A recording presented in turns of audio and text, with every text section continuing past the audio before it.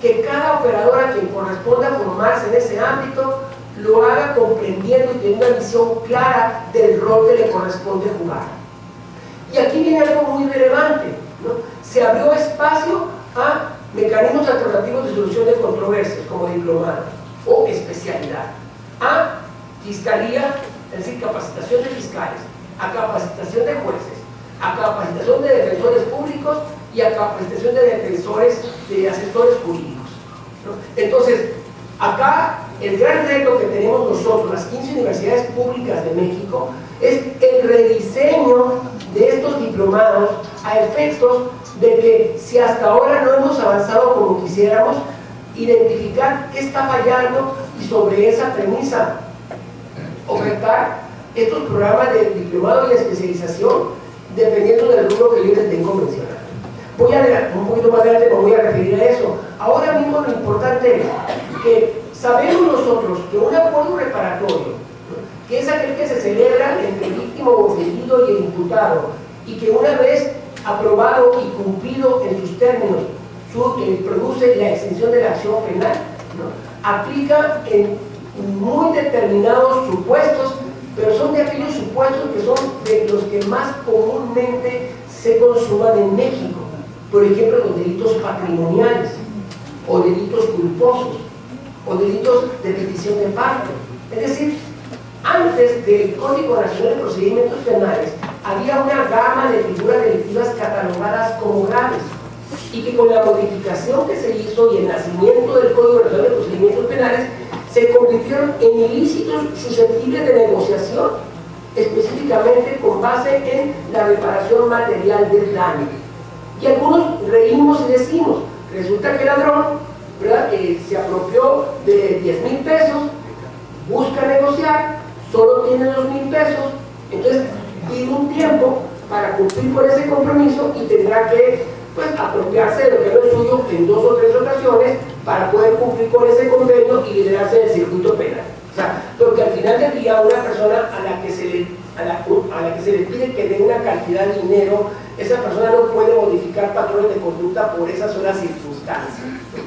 Entonces, si existe el interés del Estado mexicano en que los acuerdos reparatorios tengan esa potencia de ser espacios donde la mayoría de los conflictos se solucionan con un porcentaje significativo, entonces lo que tenemos que nosotros definir es bajo qué esquema vamos a redefinir los acuerdos reparatorios. Es decir, cómo van a operar los acuerdos reparatorios para que para la sociedad se experimente y se sienta que efectivamente se está operando de tal manera que se está respondiendo a los fines del derecho penal.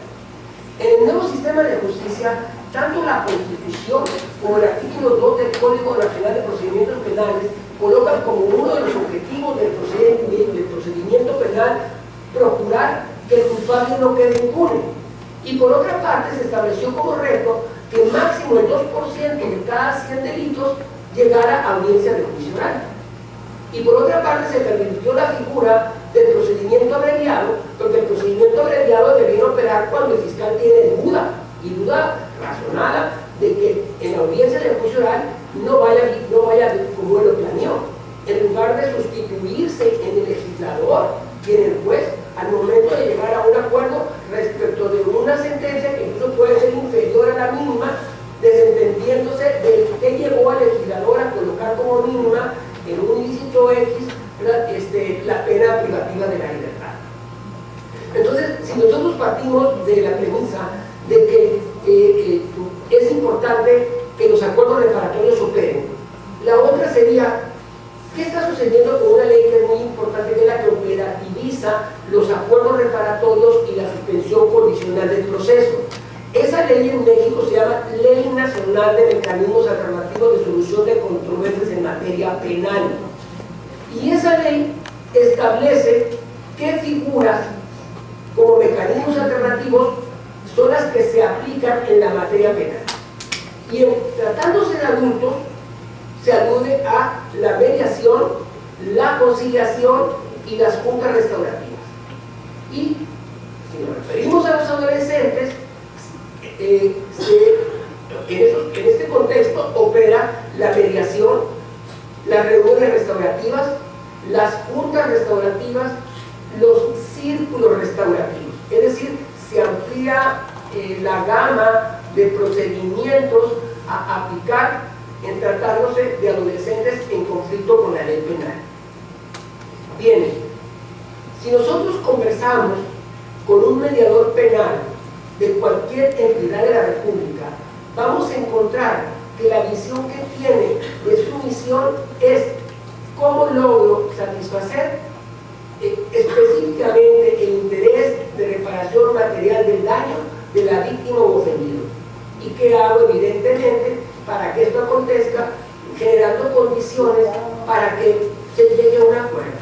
Es decir, típicamente el enfoque Harvard de mediación llevado a la mediación penal, lo cual yo les digo honestamente es sinceramente insólito, salvo algún supuesto extraordinario, raro por ahí, en el que pudiera aplicar el método Harvard, donde la persona llega con un problema, el mediador es un técnico con una cajita de herramientas y que son todas comunicacionales, facilita la comunicación y de ahí deriva un acuerdo, y el acuerdo tiene que ver básicamente con la reparación material del daño. Pero si nosotros partimos de la premisa de la misión del derecho penal, del fin último del derecho penal, que tiene que ver precisamente con la estabilidad social, que tiene que ver con la convivencia pacífica, con la coexistencia armónica entre las personas, pues nos vamos a dar cuenta de que la reparación material del daño lo único que hace es solucionar una situación concreta en un momento determinado, pero que no va a tener una influencia positiva en prospectiva en la vida de los actores directos o indirectos del conflicto criminal. Y aquí viene algo muy importante para quienes hablan, que muchas de las cosas que converso tal vez ustedes no las han leído, pero que me parece que son pertinentes, ¿no? Y bueno, entre otras está este hecho de mirar la justicia restaurativa como, bueno, yo la defino como un sistema democrático de justicia que promueve la paz social y en consecuencia la armonización de las relaciones interpersonales y sociales dañadas por el derecho. Y luego ya viene una serie de elementos que tienen que ver más con el tema procesal. Es decir, hago una distinción entre la concepción sustantiva de justicia restaurativa y la concepción procedimental de justicia restaurativa. Este es un tema que incluso en la doctrina en México no ha quedado claro y en la legislación de México menos. Pero, ¿por qué es importante? Porque, repito, si el objetivo del procedimiento penal es procurar que el culpable no quede impune, y si por otra parte se espera que un porcentaje muy significativo de casos puedan ser materia de acuerdo, incluso los criterios de oportunidad, que no están catalogados como soluciones alternas, también debieran conllevar algún tipo de compromiso por parte del ofensor, que no sea un criterio de política criminal por parte del fiscal a efectos de aplicarlo. Porque lo que preocupa e interesa es que la persona no repita conducta. Y es aquí donde viene este tema que es muy importante. Es decir, nosotros debemos mirar a la víctima como víctima, obviamente, y centrar nuestro interés y nuestra preocupación para que no sea revictimizada. Pero también es muy importante en justicia restaurativa que nosotros percibamos al victimario como víctima de muchos factores que lo llevaron a dar el paso al acto criminal. Quería pertenecer a un elemento muy interesante. Cuando se sabe conducir un procedimiento, un mecanismo alternativo en materia penal, en cierto momento la víctima se convierte en aliada del facilitador o los facilitadores para ser un agente que coadyuva para que precisamente se construyan o se generen condiciones para que se modifique ese rol de victimario que, independientemente de que tendrá que cumplir con ciertas obligaciones, ya observado y visto como víctima, habrá que ver qué hacer para apoyarlo y para que no reincida. Y un fenómeno similar sucede con la comunidad, sobre todo con los barrios, los espacios de los que se cometen los delitos tradicionales, ¿no? No vamos a hablar de la criminalidad de cuello blanco, ni de la colorada, ni de la política, y de otras criminalidades, sino de la que desgraciadamente se parte todos los días y de la que están llenos los reclusorios en el mundo, ¿no? Pues bien, la comunidad que genera ese perfil de seres humanos por la desintegración familiar, por factores que no voy a repetir en este momento, también necesita restauración y también es víctima. También es víctima que ustedes podrán y sabrán que hay barrios a los que ni la policía ingresa. Hay barrios en los que llega la noche y el temor y la zozobra invade a los integrantes del barrio. Es decir, cuando hablamos nosotros en justicia restaurativa, en prácticas restaurativas de la víctima, estamos hablando de la víctima como víctima, del victimario como víctima y del barrio o comunidad afectada como víctima. Y por eso es que las juntas, las reuniones y particularmente los círculos restaurativos son muy potentes. Porque cuando hablamos de cicatrizar heridas emocionales ocasionadas precisamente por los conflictos, dependiendo de la dimensión de la herida, es la habilidad para intervenir en estos procesos. Y aquí viene algo muy importante: cómo intervenir en los procesos de tal manera que el facilitador o los facilitadores realmente puedan operar como se espera de ellos en esta tipología de conflictos. Yo estoy actualmente trabajando en conflictos que han pervivido, continúan después de la conclusión de enfrentamientos armados, o sea, conflictos de guerrilla, etc. Si yo no conozco las entrañas de la conflictología, ¿no?, vinculada a ideologías políticas, ideológicas, etc., ¿qué ando haciendo ahí como tercero? Si yo soy experto en familia, ¿qué ando haciendo como tercero en una mediación familiar? Si la mediación familiar no tiene como finalidad acordar sobre la presión, por favor, ni acordar sobre la visita. ¿No? Eso llámenle como ustedes quieran, pero la mediación familiar tiene como propósito que realmente los conflictos que subyacen a lo que se mira se solucionen por el bien de esa pareja que se separa o va a continuar bajo el mismo techo, pero sobre todo por el bien de la descendencia, que en América Latina suele utilizarse como arma o como escudo en la vida cotidiana, provocando daños irreversibles a esos seres humanos. Entonces, es muy importante que nosotros tengamos la visión de que en materia penal, quien va a operar como mediador, conciliador o en juntas restaurativas, círculos restaurativos, antes de otra cosa, conozca del conflicto criminal. O sea, ¿cómo yo voy a poder desentrañar origen, causas, consecuencias, si tal vez solo me acuerdo de los lineamientos básicos del derecho penal que cursé en el segundo semestre de una licenciatura? Es verdaderamente irresponsable colocar en manos de personas que tienen una visión superficial de la materia penal el conflicto penal.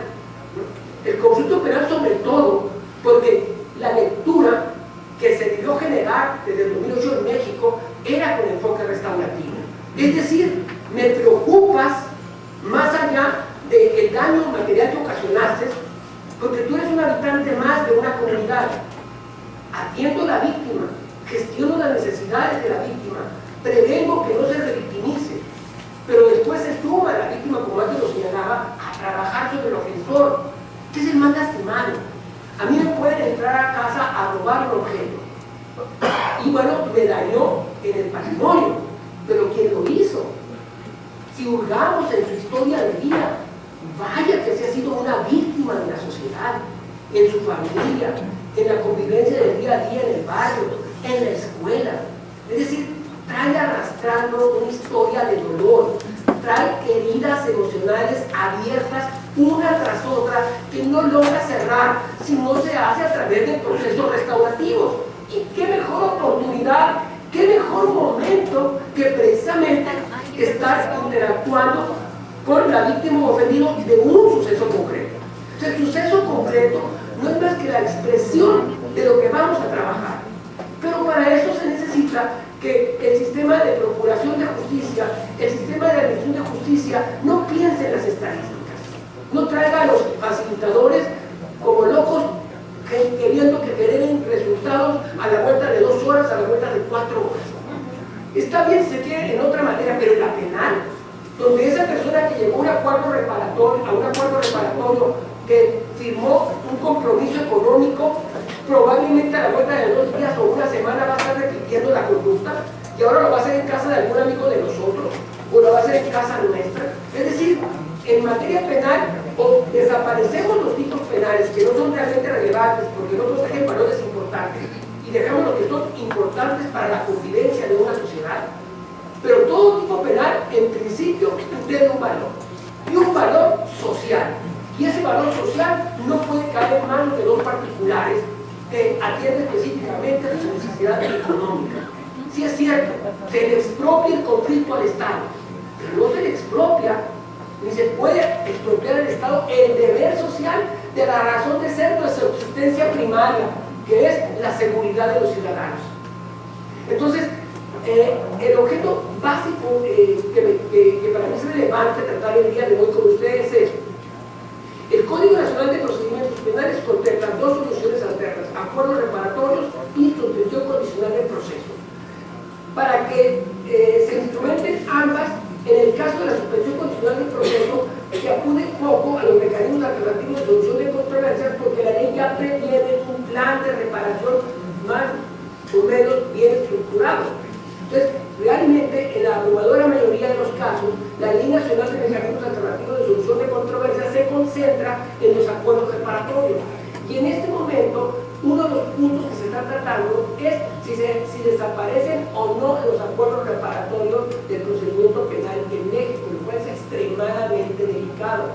El absoluto de la parte no me dejará mentir lo que ha significado incluso a estas alturas para Chihuahua, a la vuelta de los años en los que ha operado, que ni es tan rápida la oralidad, ni es tan eficaz como se esperaba que lo fuera.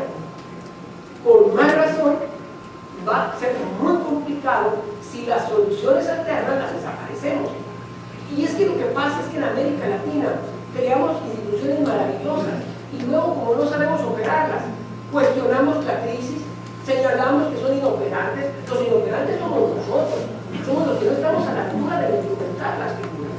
Y la propuesta que estamos haciendo nosotros, precisamente en este convenio de Núñez, USAID y las universidades que nos incorporamos, es generar un cambio en el proceso formativo, en el perfil de ingreso. Por lo menos la persona debe tener conocimientos del derecho penal y los lineamientos básicos de ciencias criminológicas, por lo menos sociología criminal, victimología, por lo menos psicología criminal, un mínimo de contenidos que le permitan explicarse el fenómeno criminal. El artículo 21 de la Ley Nacional del Sistema Integral de Justicia Penal de Adolescentes establece el principio de justicia restaurativa y señala que la justicia restaurativa es una respuesta al delito que respeta la dignidad de las personas, construye una interacción de convivencia y sobre todo, ¿verdad? Produce y orienta a las personas a una convivencia o a una coexistencia pacífica. Ya me están diciendo que se me acabó el tiempo. Yo únicamente, para concentrar lo que les he expresado, debo decir que es urgente que en Iberoamérica se haga una revisión de los acuerdos reparatorios, que se haga una revisión del alcance de la mediación, la conciliación penal y de los procesos restaurativos.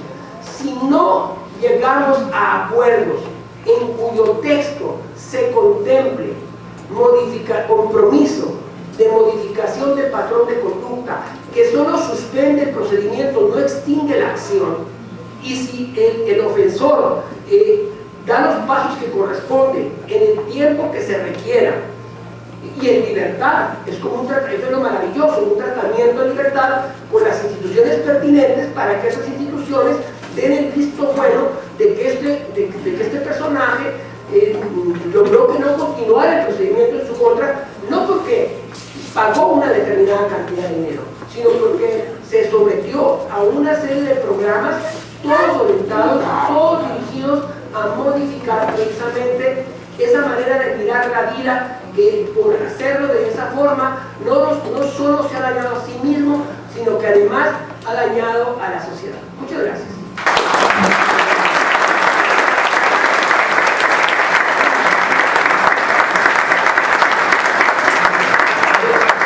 Por último, les quiero pedir una disculpa, aunque soy responsable de la coordinación de posgrado, voy a salir de México en un par de horas y no voy a estar en la clausura. Me hubiera encantado acompañarlos a todos y escuchar, sobre todo a privar el conocimiento de los compañeros, pero son causas de fuerza mayor. Muchas gracias.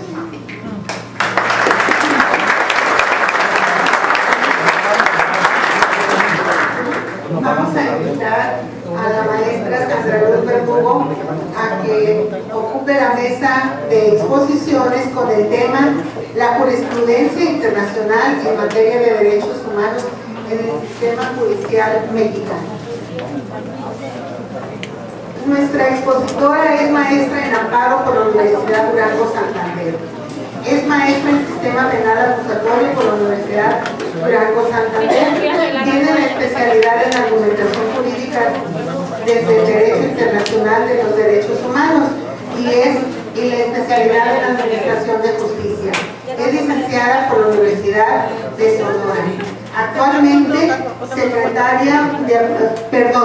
ella fungió como secretaria de acuerdos desde joven en los juzgados de primera instancia, en secretaria auxiliar de acuerdos adscrita a la presidencia, secretaria proyectista del Tribunal Colegiado del Quinto Circuito, secretaria del Tribunal adscrita al Primer Tribunal Colegiado, secretaria del Primer Tribunal Colegiado, y actualmente es magistrada, es presidenta de la primera sala mixta.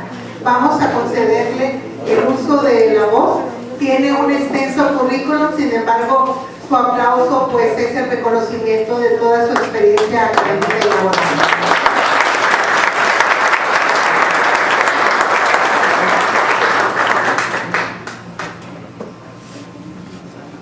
Muchas gracias, Sandra.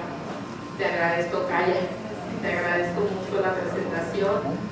Muchas gracias a todos. Me preocupa que no haya existido esos 5 minutos que se requieren para que se despabilen y se sabe pues por las técnicas de educación que una persona después de una hora y media ya empieza a sentir así los estragos del cansancio. Así es que yo no tengo ningún inconveniente que se levanten y se sienten cuando ustedes quieran hacerlo y que se sientan cómodos para que traten de liberar un poquito ese cansancio que se va acumulando. Pero bueno, teniendo en cuenta esta circunstancia, voy a tratar de hacerlo más rápido y accesible para todos, que es la comunicación que quiero traerles en esta ocasión. Le agradezco mucho a la universidad, al posgrado de Derecho, mi alma mater, le agradezco muchísimo al doctor Sotomadrid y a todos los organizadores del foro esta oportunidad. De verdad es un honor compartir con ustedes esta mañana algunas reflexiones que quiero dejar por aquí asentadas. Me llamó la atención que el día que me invitó el doctor Sotomadrid me dice: dime algún tema que te gustaría comentar, platicarnos a nosotros en este congreso tan importante. Y yo estuve pensando, bueno, ¿qué pasa con la influencia que tiene la jurisprudencia internacional en el sistema jurídico mexicano? Y luego me acota el doctor, pues el maestro me dice, pues acuérdate que la jurisprudencia no es lo mismo, la jurisprudencia como la conocemos aquí en México, para los que vienen de fuera, que como se conoce el concepto a nivel internacional. Y yo le decía que tenía esa conciencia de ello, ¿no? Y que sería muy importante iniciar esta charla haciendo algún tipo de aclaración en torno a la jurisprudencia que como la conocemos en el concepto mexicano. De todas maneras hay que recurrir a la historia, y en la historia de alguna manera unos pincelazos por ahí recordamos nosotros la época del emperador Augusto, en los tiempos aquellos en los que se fue desarrollando en Roma el concepto del jurista, que es algo que tenemos de diferente con Grecia, ¿no? Aquí en el sistema romano se fue desarrollando el concepto del jurista como aquel versado en la ciencia del conocimiento del conflicto y en la solución de los casos. Ese conocimiento en un principio fue muy elitista, pues en el tema religioso, en los pontífices, era algo que estaba en la ciencia realmente desarrollándose, pero en la religión, no en la ciencia, perdón. Con posterioridad vemos que el desarrollo de esas fortalezas por parte de los juristas genera personas que están sumamente capacitadas para entender los casos y darle solución a los planteamientos de la problemática que se presentaba en la sociedad. y poco a poco se fue reconociendo esa actividad y se les fueron reconociendo como respondas a esas actuaciones de los juristas, que un tiempo después se reconocieron como los notarios, se les dio el carácter de públicos, de trabajo público que hacían estos juristas, y a través de un elemento muy importante que era el que conocían el jurisprudencia, es decir, que conocían la forma de establecer una solución a aquel conflicto que se presentaba para atenderlos, asesoraban, daban de alguna manera el consejo que era pertinente, y llegó el momento en que esos consejos, porque ellos no eran operadores del sistema de justicia, sino que llegó un momento en que fueron hasta vinculantes esas opiniones de los juristas prudentes que tenían esa característica, y de tal manera que aquello fue proliferando y multiplicándose, no cobraban honorarios, pues imagínense la grandeza del trabajo que realizaban, hasta que llegó el momento en que fue tanta aquella cantidad de personas que empezó a desvirtuarse este trabajo tan noble que hacían. Se les quitó el grado público que tenían, y entonces toda esta gente se fue ¿saben a dónde? Pues a las universidades. Empezaron a enseñar en las universidades, empezaron a dar a transmitir sus conocimientos en las universidades, en las escuelas. Hubo oportunidad también de que entonces iniciara de alguna manera lo que se llama la ciencia del derecho con aquellos jurisprudentes. Entonces esto puede explicar que jurisprudencia está implicando el saber acerca de la solución justa del caso, y ese saber acerca de la solución justa del caso, adscrito como concepto también a la ciencia jurídica, adscrito también a la opinión jury, a la opinión de los que resolvían los casos, se transmitió también a lo que es la decisión judicial. Sin embargo, nosotros somos productos de un sistema diferente al sistema angloamericano, al sistema anglosajón. Nosotros tenemos una historia distinta. ¿Qué pasa? Que no había internet en 1857, en 1880, no había la internet. Los que tenían la gran oportunidad de ir a conocer las doctrinas nuevas en otros países, en otras latitudes, pues de alguna manera lo sabían a través de los libros y de las traducciones que llegaban a lograrse hacer de ellas.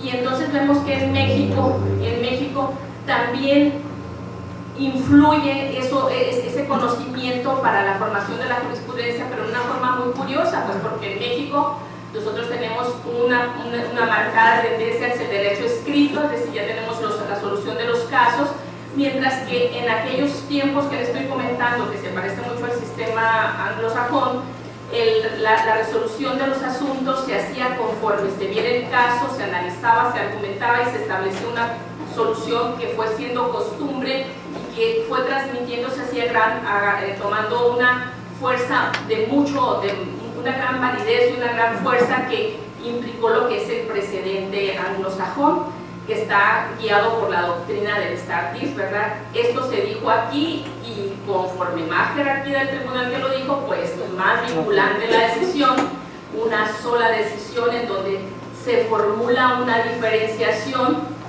En el caso de nosotros, la primera que les voy a comentar es que en el Stare allá está involucrado un elemento casuístico, es decir, nosotros tenemos que pensar que el caso que se resuelve en Inglaterra tiene como base una argumentación en torno a unos hechos que no se diferencian de la regla de derecho que resulta, dicho en otras palabras.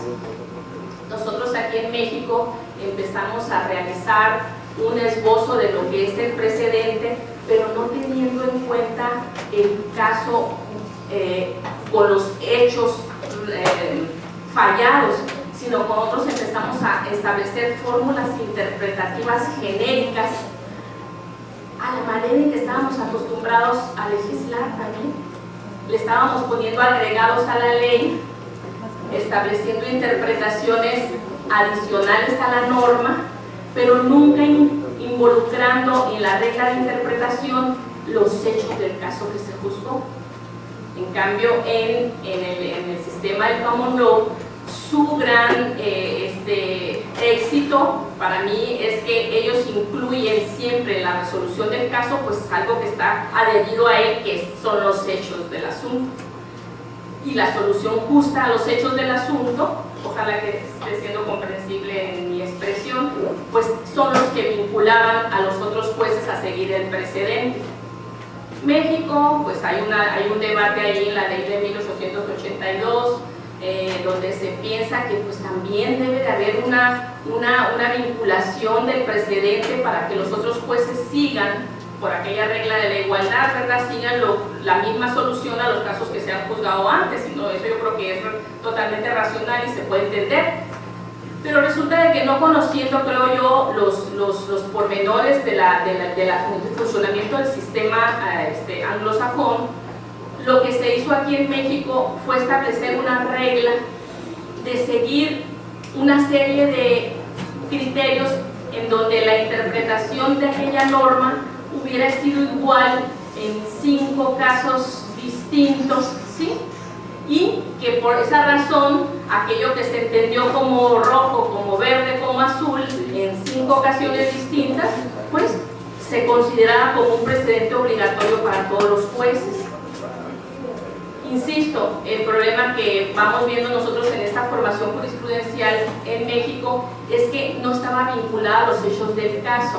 Y les voy a poner un ejemplo muy sencillo, una jurisprudencia muy nueva de aquí mexicana que afortunadamente se dejó sin efecto, es que se estableció en forma de jurisprudencia obligatoria que todos los notarios deberían ser demandados cuando se denunciara la nulidad de una escritura pública. Y de pronto, todos los juicios en donde se demandara la nulidad de una escritura pública tenían que ser llamados a juicio los notarios. Imagínense ustedes, ¿qué ver yo? ¿Qué tengo que ver decía el notario con esto? Bueno, pues las partes están diciendo que el precio no fue bueno, que fue bajo, que además que no me cumpliste con esto, no me cumpliste con el otro, pero yo ¿qué tengo que ver decía el notario? Bueno, obviamente en los hechos, en el texto de la tesis jurisprudencial no se señalaba más que la regla general. Cuando se demanda la nulidad de una escritura pública, se debe demandar al notario que la autorizó. Viene con el tiempo la modificación de la jurisprudencia de la Suprema Corte, y dice la Suprema Corte, pues es verdad, no en todos los casos.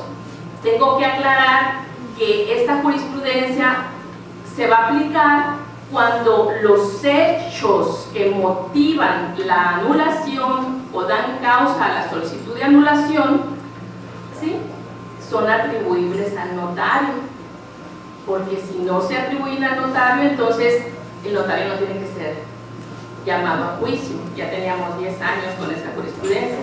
Desde cuenta, y esto es reciente, le estoy hablando de unos 10 años, 15 años para atrás. Ese es el camino que siguió la jurisprudencia. Una acotación rapidísima.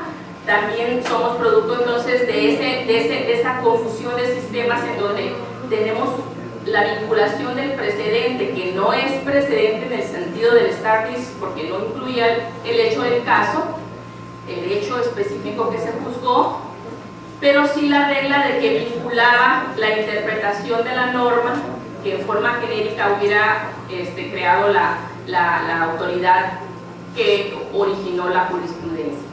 México ya sabemos que es la Suprema Corte de Justicia, los tribunales colegiados de circuito, el Tribunal de Justicia Fiscal, hay muchas acciones en donde se crea la jurisprudencia y de diferentes formas, y poco tiempo también dentro de mediados de este siglo pasado pues inicia una nueva formación jurisprudencial aquí en México con el sistema de contradicción de tesis. La dispersión de la interpretación genérica que había en todas las pequeñas cortes que se les denominan los tribunales colegiados generó una imposibilidad de conservar la unificación de la jurisprudencia, y viene entonces una reforma legislativa para tratar de establecer una competencia a la Suprema Corte de Justicia de la Nación para que fuera ella la que, a través de una decisión de un caso muerto, le digo yo de casos muertos, porque ya se fallaron esos por los tribunales colegiados o por las salas de la Suprema Corte, fuera la Suprema Corte la que analizara el caso y en una decisión que es solamente única, resolviera qué criterio jurisprudencial iba a prevalecer, o sea, qué interpretación debía prevalecer entre aquellos criterios contradictorios, y de esa manera vemos nosotros el antecedente de los plenos actuales de circuito, los plenos de circuito que ahora están conformados por los tribunales colegiados de cada distrito, de cada circuito que está dividida la República Mexicana, y que tienen como función, y ahora sí hay un avance para la unificación de la jurisprudencia, porque estos plenos de circuito tienen la posibilidad de unificar las contradicciones de tesis que se planteen entre los colegiados de ese mismo circuito, que generalmente coinciden con los estados, de manera que, conforme a la reforma de la ley de amparo, pues esas son las jurisprudencias que nos vinculan a nosotros. He hecho este paréntesis que ojalá que no haya sido muy largo. Vamos al tema que quiero comentar. La misma problemática que he comentado acerca del concepto de jurisprudencia de forma muy de pincelado, podemos decir que existe a nivel también internacional. A nivel internacional, derecho internacional público, específicamente en el artículo 38 del Estatuto de Roma, ¿verdad?, señala cuáles son las fuentes del derecho internacional público, y ahí establece como un medio auxiliar a las decisiones judiciales y a la doctrina, aunque no la denomina jurisprudencia. Quiero decirles a ustedes que por qué estamos abordando esta temática. Voy a tratar de explicar las razones. El artículo primero constitucional, todos saben, se reformó en 2011, en junio de 2011, y a través de la reforma al artículo primero se señaló que las normas de derechos humanos contenidas en los tratados internacionales tenían ya rango constitucional, y que por tanto tenía que reconocerse y respetarse, ¿verdad?, esas normas de derechos humanos. Se estableció en forma concomitante también la introducción del principio pro persona, la interpretación conforme, y bajo ese esquema pues pudimos tener nosotros, ver nacer la decisión de la Suprema Corte de Justicia de la Nación en el Varios 912-2010, cuando ya con la reforma constitucional, habiendo tenido suspendido el cumplimiento de la sentencia famosa del caso Radilla, resuelto por la Corte Interamericana en el 2009, la